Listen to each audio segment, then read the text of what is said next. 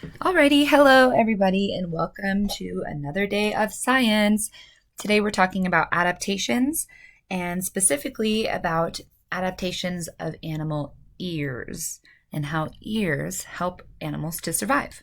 So, quick review, adaptations are ways that animals change either their body or their behavior to help them to survive. So, another way of thinking about adaptations is that they are tools or techniques for survival.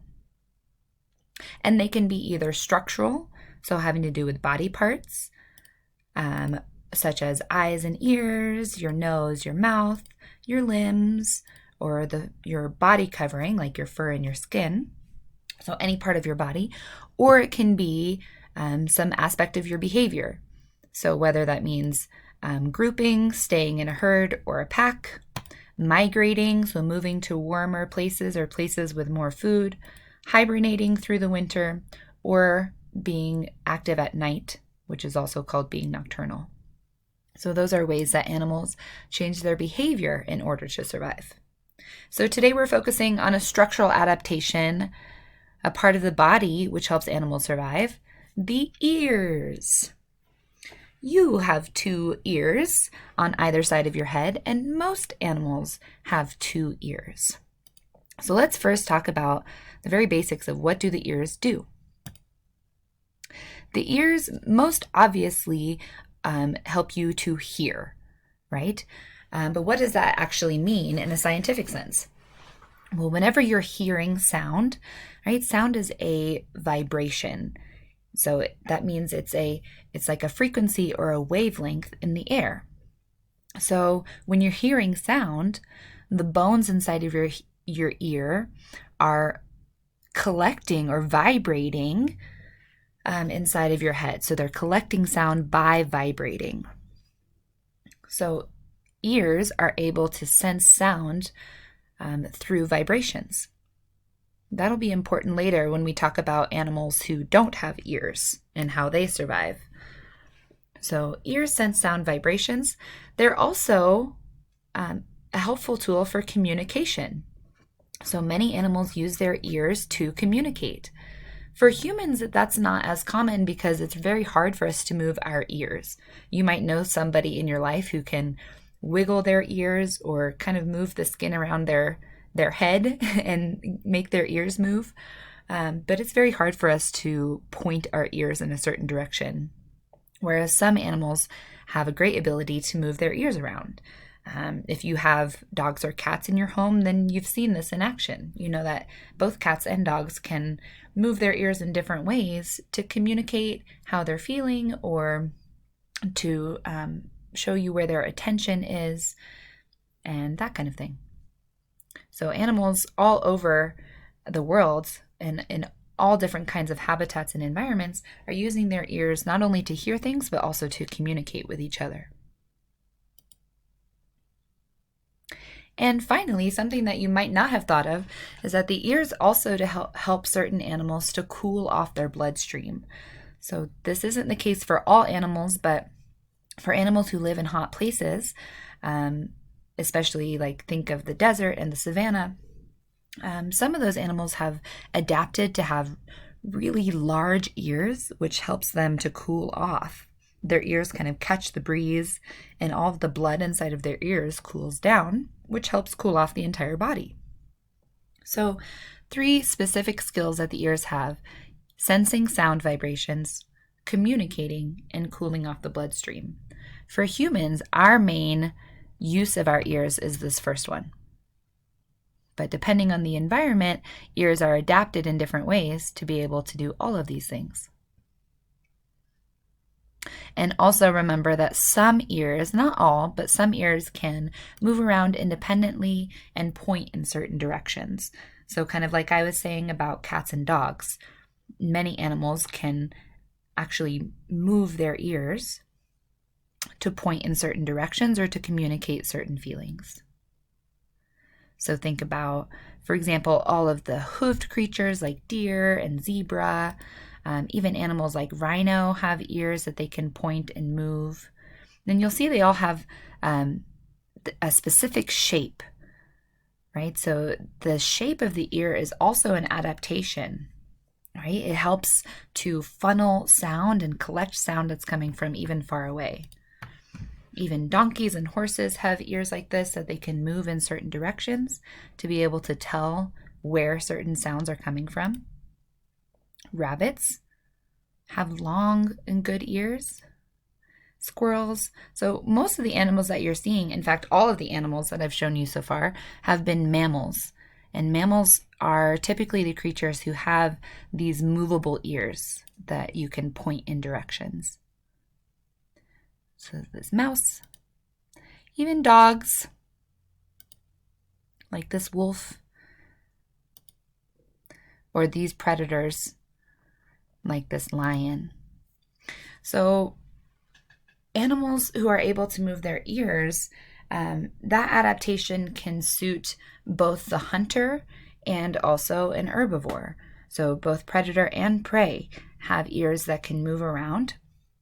The prey needs ears to be able to hear when the predator is coming, and vice versa, the predator needs to be able to point its ears to locate its prey. So the adaptation is helpful on all sides of the spectrum for the whole entire food chain. So no matter where you lie on the food chain, whether you're a small creature or a big creature, an herbivore, an omnivore, or a carnivore, if you have ears, your ears do a few important things for you. The main things that they can sense are volume of sound, pitch or tone, distance of sound, so how far away is the sound, and direction, so where is the sound coming from. So, like we talked about yesterday with eyes, different creatures have different abilities or different strengths, right? So a hawk's eyesight is way stronger than even yours or mine. And each animal's adaptations are suited to its needs. So some animals, even though all ears are suited to hear and sense these things, volume, pitch, distance, and direction, some animals have stronger abilities than others. So for example, an elephant can hear much lower pitches and tones than a human can. They can hear really, really low rumbly sounds that we're not able to hear. And some creatures, like bats, for example, can hear really, really high-pitched sounds or sounds from much further away than other animals. So it just depends on your needs, what kind of adaptations you have, and what kind of abilities you have as an animal.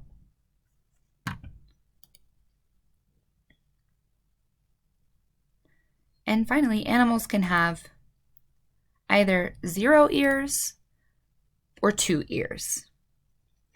We have yet to discover any creatures in the animal kingdom with more than 2 ears or with just 1 ear.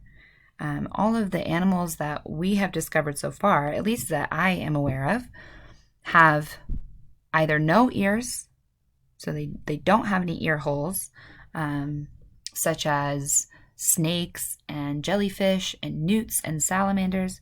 These are some creatures with no ears. And then animals who do have ears typically have 2 of them, one on either side of the head. And the reason you have 2 ears is so that you can really pinpoint direction and distance. You really need 2 different ears to be able to do that.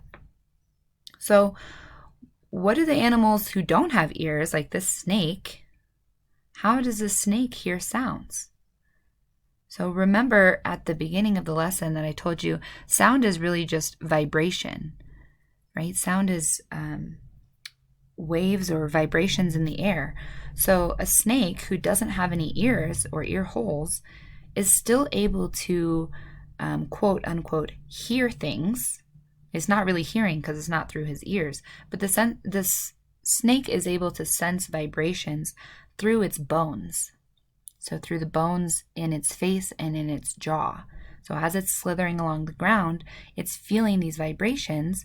Like think about a mouse running on the ground, right? Each time the little mouse's foot hits the ground, even though it's a tiny, tiny, tiny, tiny sound and we wouldn't even be able to hear it, it's causing a tiny vibration. That's what sound is, right? Vibration. It's causing a little vibration, which that snake can feel through its bones. So are snakes deaf? Not really. They just sense sounds in a different way than we do. Okay, and many animals are like that. So if animals don't have ears, they have other kinds of senses that help them to survive. Okay, like this jellyfish. You guys might remember jellyfish don't have brains. They don't have eyes. They don't have ears. So how do they survive? They have other senses and ability to feed themselves without needing to hear. Okay, so let's pause our video. We're on question number 1. Tell me, what are 3 things that the ears can do for an animal? What are 3 things the ears can do? So the 3 things I'm thinking of are, first of all, sensing sound vibration. Secondly, communicating. And third of all, cooling off the bloodstream.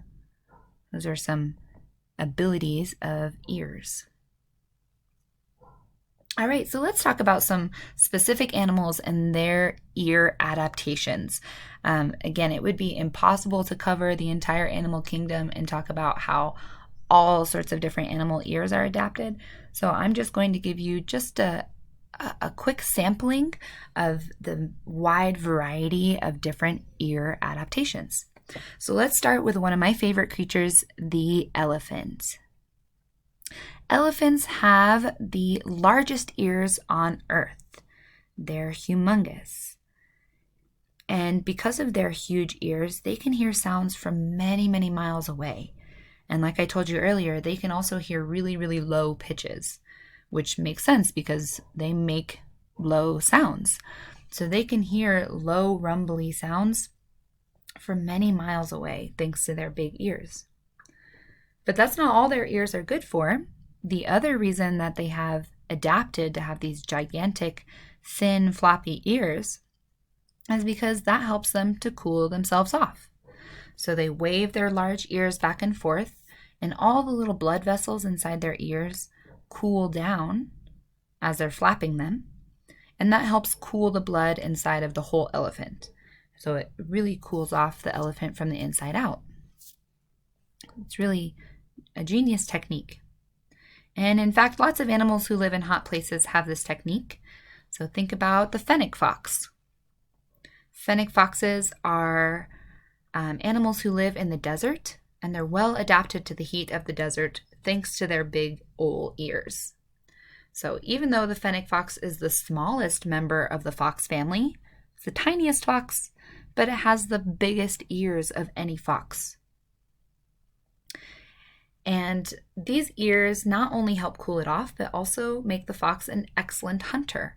It's able to hear tiny little crickets in the sand and the buzzing of insects from far away, and tiny, the pattering of mice feet. It can hear all these little sounds, which makes it a great hunter. And just like the elephant, the fox's big old ears catch the breeze, and all the blood vessels inside the ear help cool off the fox in the heat of the desert. So pause your video. Let's answer question number 2. How can ears help an animal to cool off in the heat? Awesome. Let's talk about a different kind of ear. This is a polar bear, and you obviously know that polar bears do not need to escape the heat, so they don't have big old ears. In fact, they have the opposite. Polar bears have tiny little ears. And that's because a big old ear would easily freeze, or it would be way too cold. So polar bears have tiny ears that are covered with thick fur so that they don't freeze. And the other reason that they have tiny ears is so that when they go swimming underwater, which is where a polar bear spends a lot of its time, it's mostly hunting underwater, they're able to just close their tiny ear flaps so they don't get water in their ears. And the polar bear living in such a cold environment, that's really important because if they got water deep in their ears, it could easily freeze and cause pain and ear infections and things like that. So their ears are well adapted to their environment. Not only are they small so they can stay warm, but they're also small so that they can close up and prevent water from getting in the polar bear's ear.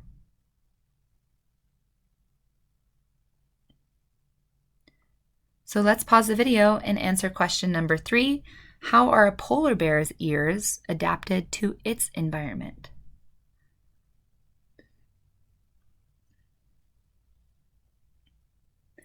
Alrighty. And moving on, let's talk about one other type of ear. Animals like dolphins do not have external ear flaps. So they don't have ears sticking out of their head like polar bears and elephants and foxes do. Instead, they just have 2 little holes on either side of their head. So a lot of underwater animals have ears like this, as well as birds and certain types of reptiles, like turtles, for example. They just have holes on the side of their head. And the main way that they are hearing is through that vibration. So they're feeling vibrations in the bones inside of their face or inside of their head, not necessarily capturing sound with their outer ears. So dolphins use something called echolocation. So they still have ears, but their ears are doing the specific job. So let's talk about this word, echolocation, and what that means. So echolocation, if we could split it up, we have 2 parts to this. Echo, which you've heard of an echo before, right? Echo, echo, echo. An echo is when sound is reflected or repeated back to you. So echo is the first part of the word, and then location is obviously like the place that you're in, or locating something means to find it or to find the place. So echolocation is a tool that animals use for hunting. It's using reflected vibrations of sound to locate prey. So lots of animals do this, and basically what it looks like is dolphins and animals like bats and certain insects, they will send out a little sound. So they'll make a high-pitched sound, and then they will wait for that sound to come back to them. So it'll bounce off either obstacles in their way or prey, if their prey is swimming or flying in front of them. Then that sound will bounce off their prey and come back to the dolphin or to the bat, whoever emitted the sound. So they're waiting for the echo of sound to tell them where things are around them. And this technique not only relies on the ears, but also on the bones of the face. So similar to the snake, even though the snake doesn't have ears, it's feeling vibrations through the bones in its body. Same with these creatures who are using echolocation. They're using their ears, but they're also relying on the bones inside of their face and inside of their body to feel those vibrations. So think about animals like dolphins, bats are famous for their echolocation abilities, as well as creatures like owls and certain types of birds, right? Owls, in fact, even though these little tufts of feathers look like ears, those are not actually ears. They don't have external ears. They just have 2 little holes on the side of their head, just like bats and dolphins do. And really, when an owl is hearing or listening, absorbing sound vibration, it's using its big eyes even more than it's using its ears. So owls are kind of hearing with their eyes. They point their eyes in a certain direction, and the big bones of their skull behind their eyes. You see how their eyes are so big? Well, they have bones all around their eyeballs, and those bones are absorbing the vibration of sound. So there's little tiny bones inside of the ear that are absorbing or sensing the sound vibration, but also the bones inside of the face are helping with that too. So when an owl is moving its head around and watching for its prey, its big eyes are actually helping it to hear even better than its ears. So this is a really cool adaptation that a lot of creatures use, including many types of insects, where not only are they relying on their ears to hear, but they're also relying on the tiny bones or pieces inside of their body, inside of their face, to feel those sound vibrations.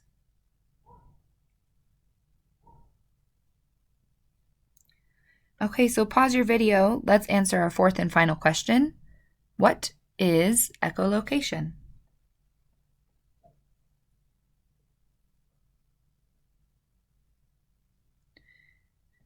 And basically, you could have said echolocation is using reflected sound vibration to find prey or to locate prey. Also, to locate obstacles in the way. So bats in a dark cave would rely on echolocation or sound location rather than using their eyesight to find out if they're about to bump into something. They use the sound instead. Okay, so quick review. There are all sorts of different ears in the animal kingdom and different ways that ears are adapted. But the basics of what can an ear do: ears sense sound vibrations, they're also used to communicate, and they can cool off the bloodstream. Some ears are able to move around independently and point in certain directions. So whether you're predator or prey, this is a helpful adaptation to help you sense and observe what's around you. And ears are able to sense volume, pitch or tone, distance, and direction of sound. So some ears are better than others at sensing one of these or more of these. Not every ear is equal. Even amongst humans, you might know some humans who can hear better volumes or more pitches than others. So not every ear is equal, but this is what an ear can do. Alrighty, that brings us to the end of our lesson today. Hopefully you learned something about animal ears, and hopefully you have a good idea of how animal ears can help them to survive. Every animal is different, but the important thing to remember is that animal bodies are specifically adapted to suit the animal's needs. So when you see a gigantic ear or a tiny ear or all these different types of animal body parts, remember that they are that way for a reason. And ears are shaped on purpose to help the animal survive or to help the animal get what it needs in life. So always be curious when you see animals in nature or when you learn something new about an animal. Be curious and ask yourself, what purpose is it serving? Why does the ear look that way? It's probably helping the animal with something. So hope you learned something new today, and thank you for watching. You are now ready to take your DOL, and let me know if you have any questions. I will talk to you later. Bye.